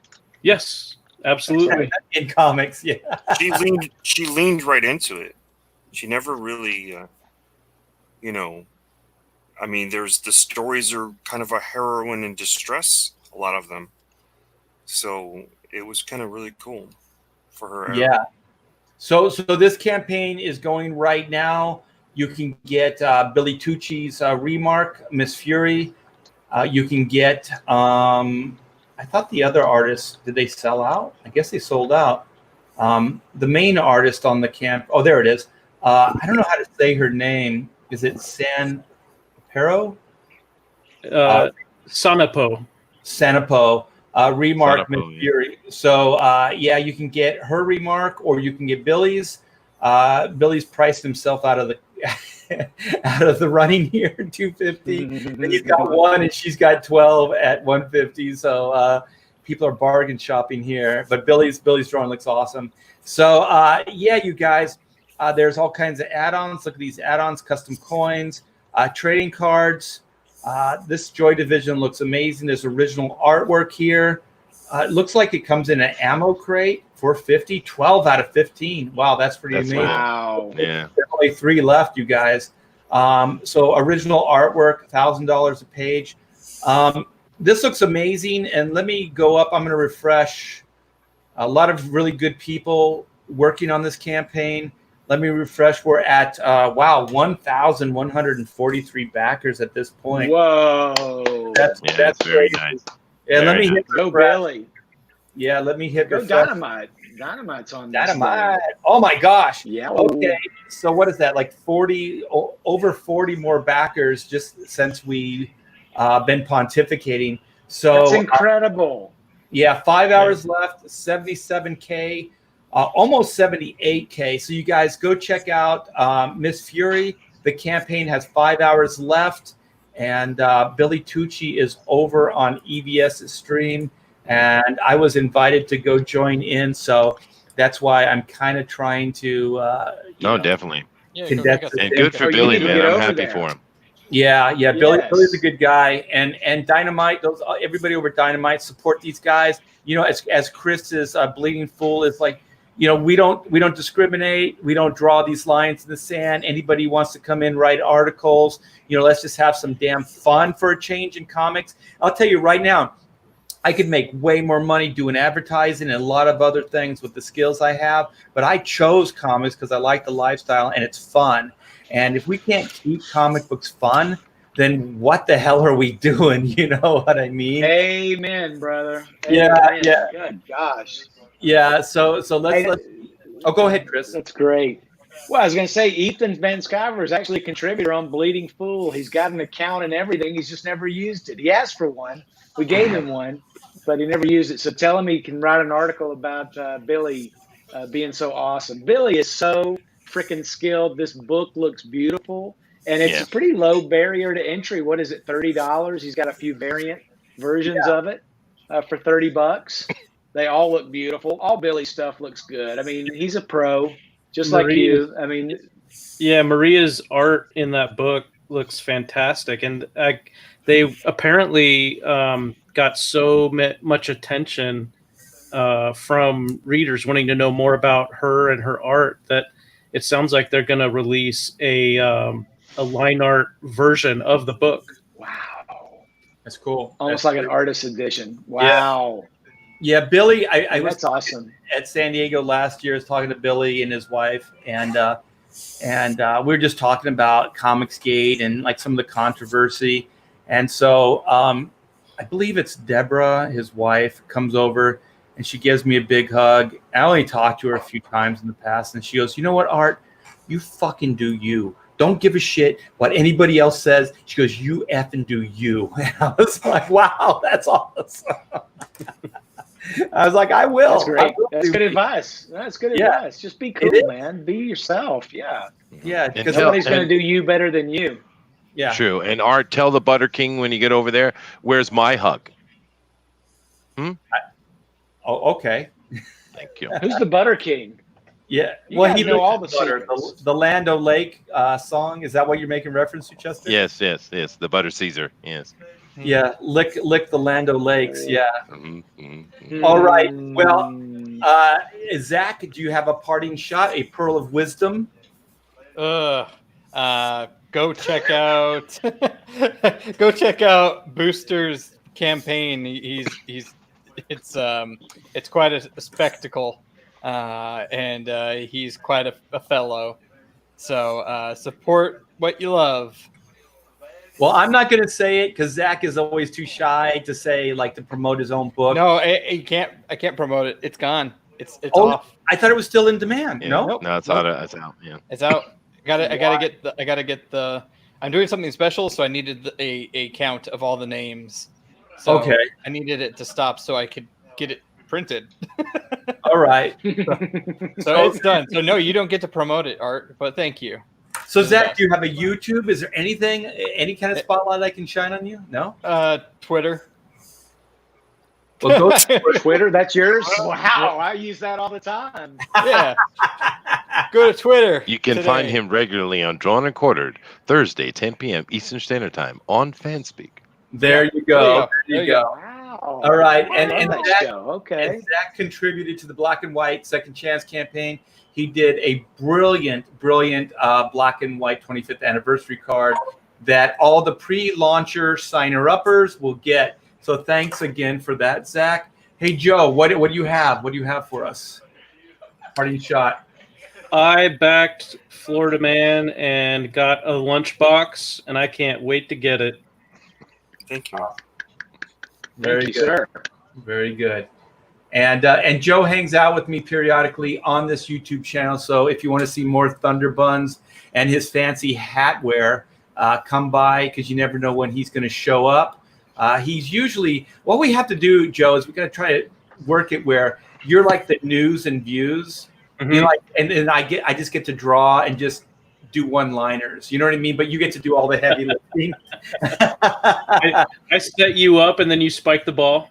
Yeah, well, you can go in and go, this happened today, and then I get to, just make light of it for, 20 minutes, and then you get to bring up the next, subject, and then, so on and so forth. Because I think rhythmically we play off of each other pretty well that way. So we have a good time. Yeah, so we're still working on that dynamic. So we have the real life Florida Man over here. We have Todd Mulrooney. So you got a parting shot. I can imagine where it's going. Maybe back Florida Man. Well, definitely, because all these shows that I've done sort of as promotional material for Florida Man, Mike, I was always saying Mike's never written a bad comic book that I ever read. And everyone agrees. They can't think. I mean, there are people who love the Atari Force, and I know that was Garcia Lopez. That was awesome. And stuff like that. So he really deserves this. You know what I mean? I don't know. I think Mike, if we did $1 million, God damn it, Mike deserves it because he's done nothing but entertain us. His golden rule is, my first job is to entertain you, and he's done that. Yeah. So back it for Mike, back it for Florida Man, because it's gonna impress you. It's definitely gonna, we're not gonna disappoint you at all, and you're gonna love it, and you're gonna get some extras. Damn it! So if I were you, I'd go back Florida Man now. Very good, very good. So we have our guest, Chris. What's up, man? You got a parting shot? Go buy that Washington Redskins merchandise right now before it gets off the shelves. No, seriously. That's great advice, actually. That's for my speculator friends in the audience. And for the other speculators, hey, these Florida Man books, even if they do come out on an indie publisher later, it will never be like this one. And Todd and Mike are going to be coming together to do a big autographing session for the people that are doing the autograph tier.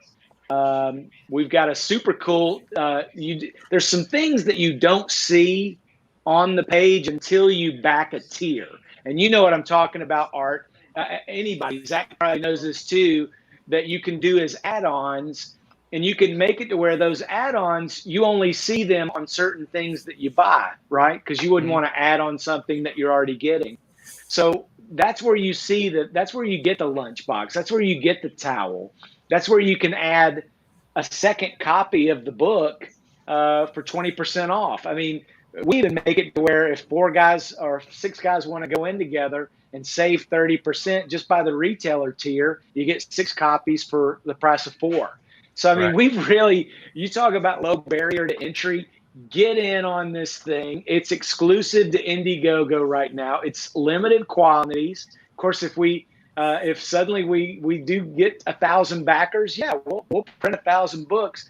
But I guess what I mean is that even if this gets picked up by a publisher, it won't be in the same form, and you know what I mean. Yeah, so it'll be original to Indiegogo, your crowdfunding. Yeah, for sure. Yeah. You know, and like I said at the beginning, time is precious. We don't know how long Mike's going to be around, so we want to get as many fun, entertaining stories as part of his legacy as we can. This is important. I know you didn't mean that as funny, but yeah. Chris Mike says you're going to die, Mike. I'm going for that pity backer. I'm just kidding. What do you know, Chris, that we don't know? Like, I'm hoping that Mike's health is good right now. He was supposed to be on this show. No, he's great. Oh. He and his wife are out hiking right now, and he's enjoying the 4th. You know, Mike, he's salty, but he's still healthy as a horse. Yeah. Okay, yeah. Those add-ons are awesome, you guys. So in checkout, just pay attention to those.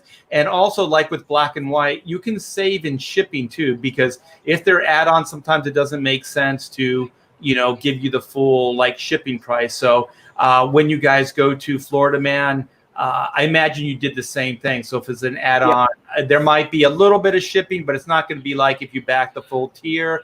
A lot of the Black and White tiers don't have additional shipping. So did you guys do something similar with Florida Man?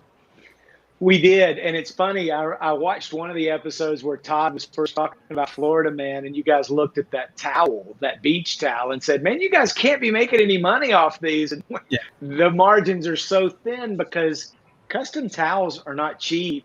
Right. And we don't want it. We're not trying to make money off towels, right? We're just trying to put funny books in people's hands. But we did meet that threshold of that certain level of how many towels you have to get backers for the price to drop a little bit. So, we breathe a sigh of relief now that we got, 30 towels have been sold or something like that. So yeah, for anybody that doesn't know, when you launch these Indiegogos, there's so many variables, and there's so much that there's things that you think will do well that sometimes don't, and there's things that you don't think anybody's going to pay attention to, and then go crazy, and then you realize that you weren't prepared for that. You didn't have enough print run, or whatever it is. And also, one of the things that makes these there's a lunchbox. Yeah, this thing is hotter than the beach, or the Florida Man version is hotter than the beach towel, believe it or not. Yeah. So you guys, crazy. like one of the things that makes these Indiegogos really unique is the stuff like beach towels and lunch boxes and things like that. A lot of the cool stretch goals, because these are things you can't get usually at the stores, and these are things that are themed that just enhance the book. Chris and Todd and Mike aren't making any bones. It's about the book and making a good book. But the beach towels and all the other little, make it just that much more fun. It makes it thematic. It adds flavor to the campaign, and that's why we do it. So go back, Florida Man. It's a brilliant looking book. It's going to be great. I backed it. I think it's amazing. So thank you, Art. Thank you. No problem. Chester, you got a parting shot? Well, bitches, as someone in the chat said, asking a Jewish person then wanting to know, what is your hell? They said Florida. So go back it, Florida Man. It's a way to go. It's a way to spend your money. Support Todd, who needs it. He has a lot of stress. And of course, Mike Barron's awesome. So, definitely back that. Also, go over to Fanspeak. Fanspeak can be found at fanspeak.live, or go to Chester Busby on YouTube. But other than that, my actual hopes for all of you on this 4th of July weekend is peace and prosperity, happiness and safety. So what I think all of you should do is on the 4th of July, stand the hell up, walk outside, and parade down the street with your goddamn flag. Maybe. And blow something up. Maybe. Well, I'm going to show, this is my parting shot. I'm going to show black and white real quick. I'm not going to spend too much time on it, but I do want to spend enough time that I can thank everybody that is backed today. That we had quite a bit of traffic here. We got to 22K, which thank you guys so very, very much for that. I do appreciate it. Thanks, Chris. We have 341 backers. We're at the halfway point. So this is a second chance. We have all kinds of coolness. I do have a I'm saying cool a lot, cool new piece of artwork that helps define this campaign. So this is the Total Bot Annihilation piece of artwork that I did with Kyle Ritter. And we have a cool oversized print that we have a tier for. And also, you guys, it will come with every tier in the form of a trading card. So trading cards are really cool and happening right now. So you will get this cool commemorative 25-year anniversary trading card, with each one of your tier backings. So, and just like we were talking earlier, you can get, I believe you can get a lot of the books as add-ons. You can get the sketches as add-ons, and you can get the stretch goals as add-ons. So the add-ons are it's a cool new thing. It's a pretty new feature on Indiegogo. So if you're like old school Indiegogo, just know that there's these add-on features now in checkout. So I just hit refresh. 341. Let's see if it's turned over. 342. We got a backer. So thank you guys so very much. Let's keep this party crazy. And make black and white an even bigger hit than it is right now. So thanks to everybody. Thanks to everybody for coming on. Thanks for letting us share, Florida Man, you guys. That book looks great. Back it. And thanks to all my Pontificator buddies. Thanks to everybody in the chat. It's been swell. And we'll see you next week. Thanks, Art. Thanks, everybody. Ta-ta. Happy